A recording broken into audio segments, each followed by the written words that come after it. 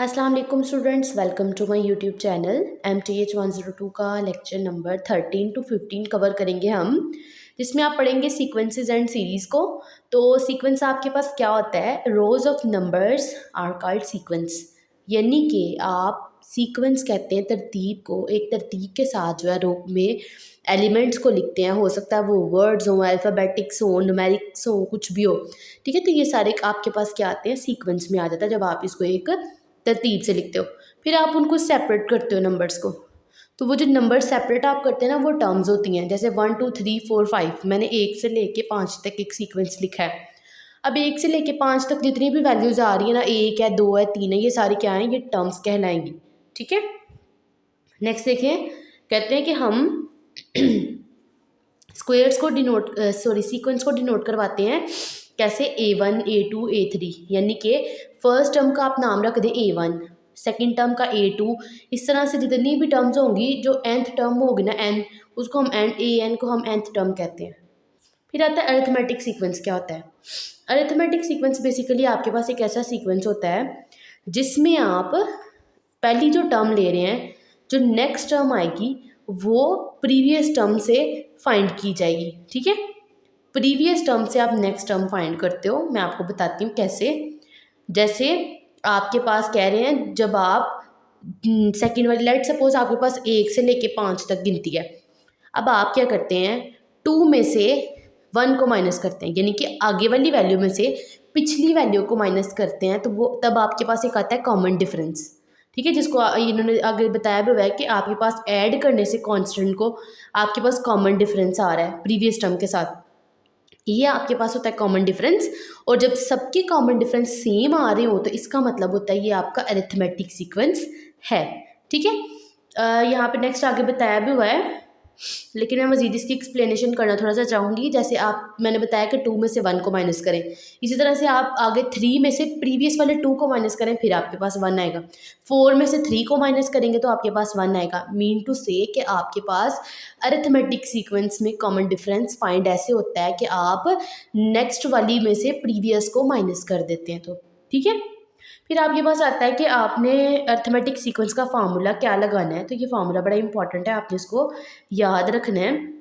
an equals to a plus n minus 1d। इसमें जो a है ना आपके पास, वो आपके पास सीक्वेंस की पहली वैल्यू होगी।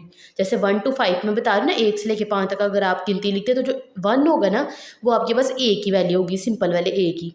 n होता है नंबर ऑफ वैल्यूज़, कौन सा वाला नंबर ले रहे हो आप वैल्यू का। ठीक है, तो उसकी वैल्यू आप पुट करते हो। डी मैंने आपको बता दी कि कैसे फाइंड करते हैं। हम डी फाइंड करते हैं नेक्स्ट वाले में से प्रीवियस वाले वैल्यू को माइनस करके।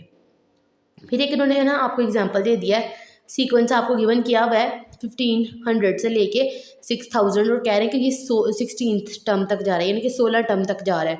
तो ए क्या क्या मैंने बताया था आपको, क्या होता है, ए पहली वाली वैल्यू होती है, तो वो आपने लिख ली, ए 1500 है।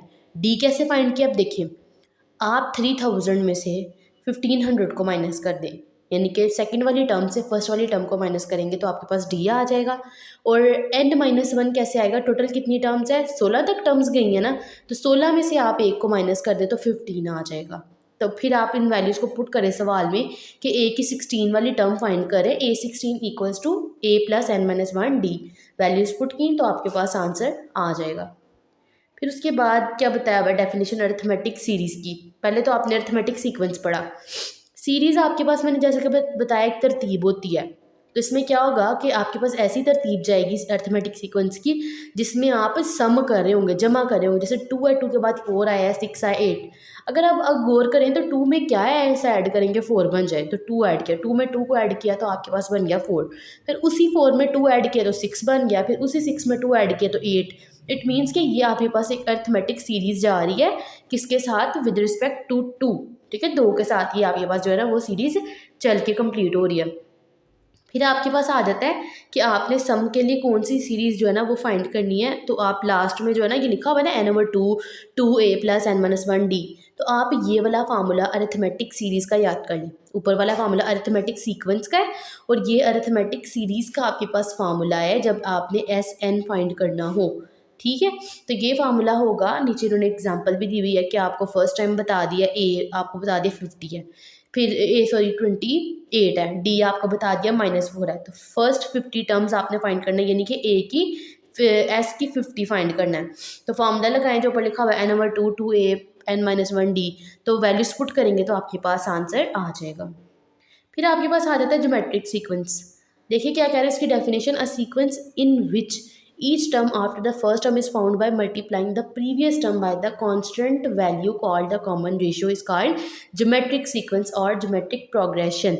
तो जैसे हमने अरिथमेटिक सीक्वेंस में किया था कि हमारे पास जो है ना, हम सेकंड वाली वैल्यू में से प्रीवियस को माइनस करते थे। तो इसमें जो है ना आपने क्या करना, इसमें डिवाइड का कॉन्सेप्ट आता है, मल्टीप्लाई का कॉन्सेप्ट आता है।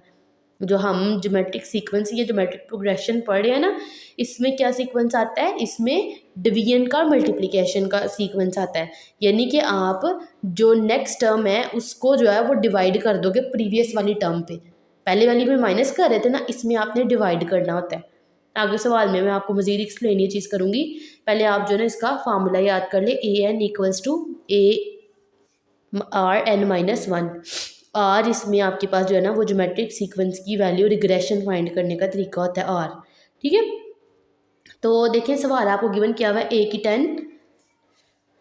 10th टर्म आपने फाइंड करनी है, जबकि आपको ए 2000 दे दिया हुआ है और कॉमन रेशियो जिसको हम आर कह रहे हैं वो क्या है 1/2 रेशियो, सॉरी रिग्रेशन मैंने पढ़ दिया था, आर रेशियो होता है R=1/2।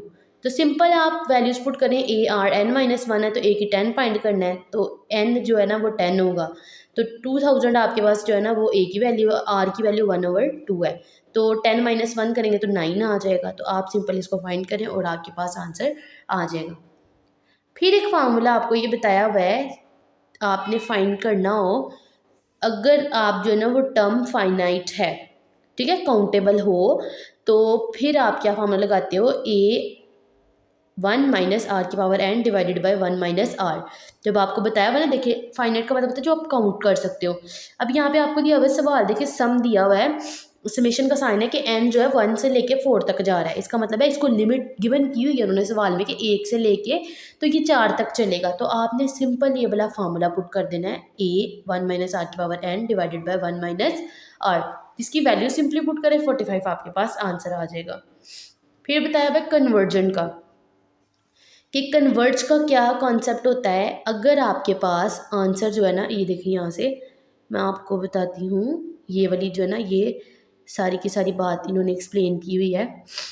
For the sequence of geometric series we know, हम जानते हैं कि आपके पास जो हमने प्रीवियस फार्मूला पढ़ा है वो बताता है कन्वर्ज कर रहा है सिस्टम या डाइवर्ज कर रहा है।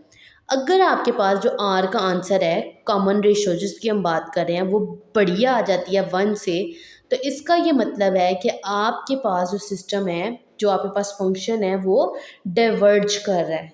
क्या मैंने बताया, आर अगर ग्रेटर देन आ जाए, यानी कि आर की वैल्यू इंक्रीज कर रही है 1 से, तो ये डाइवर्जेंट है। और अगर आर की वैल्यू लेस देन आ रही है 1 से, तो ये आपके पास क्या टेंड कर जाता है इन्फिनिटी की तरफ, और इसको हम कन्वर्जेंस भी कहते हैं, और आगे हम इसको करेंगे भी। ठीक है, तो जब इन्फिनिटी की बात आ जाए तो उसके लिए क्या फॉर्मूला, इन्फिनिटी में देखिए कि आर की वैल्यू छोटी आ रही है 1 से, तो उसका सिंपल आपने ये वाला फॉर्मूला याद करना जो फाइनल आपको नजर आ रहा है, it is conventional to write S infinity equals to a divided by 1 - r। तो आपने ये वाला फार्मूला याद रख लें।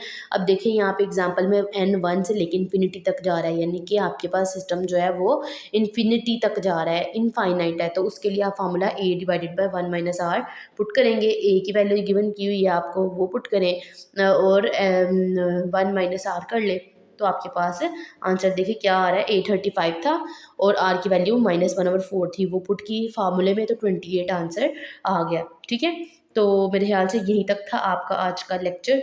होप सो आपको इसकी समझ आ गई होगी। तो प्यारा सा कमेंट करें, लाइक करें, सब्सक्राइब करें। अल्लाह हाफिज़।